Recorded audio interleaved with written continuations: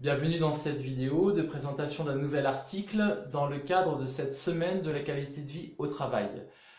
Aujourd'hui, je brosse un petit peu des éléments autour de l'organisation. La qualité de vie au travail doit pouvoir agir dans le maillage organisationnel. Maillage parce que du coup, l'organisation est vraiment un lieu central où se croisent ou interagissent différents éléments qui permettent à l'entreprise de fonctionner correctement. Et justement, l'organisation est un petit peu le moyen de pouvoir mettre en œuvre dans l'entreprise ses valeurs, ses enjeux et sa finalité. Et donc c'est là que concrètement va pouvoir se mettre en œuvre une réelle qualité de vie au travail.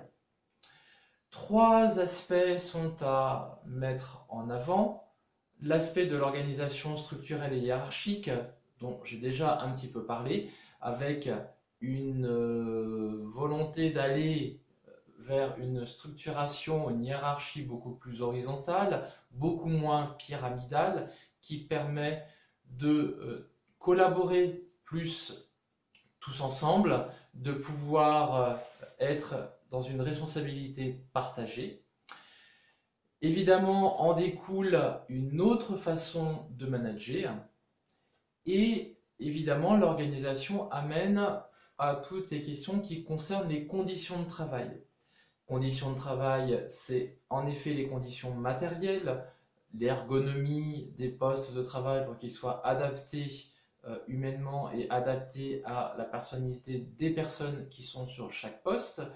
Et puis, il y a évidemment l'environnement de travail qui est souvent un peu laissé, qui est un peu le parent pauvre, mais qui est très important. Et enfin, un élément qui est très important, qui prend beaucoup de place, qui est la question de la gestion du temps. Cette question de gestion du temps qui est souvent un gros problème aujourd'hui. Nous sommes un peu poussés à agir comme des machines, à travailler de plus en plus, en tirant sur la corde.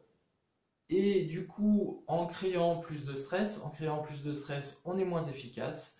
Alors que les neurosciences montrent qu'il est important de prendre des temps de pause et de repos. Nous ne pouvons pas être attentifs plus de 20 minutes.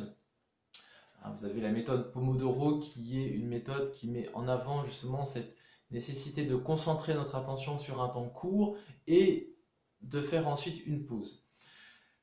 Ça amène à poser la question du sommeil, le sommeil qui a été encore plus malmené ces derniers temps avec le confinement et le déconfinement. C'est quelque chose qui est récurrent. Je donne quelques éléments sur cet aspect-là et donc sur l'importance de faire des pauses. Donc voilà, je vous renvoie donc à cet article. La QVT doit agir dans le maillage organisationnel. Donc à cette adresse cgformationcoaching.com ou en lien avec cette vidéo. À demain pour une autre présentation d'une autre vidéo dans le cadre de cette semaine de la qualité de vie au travail. À bientôt.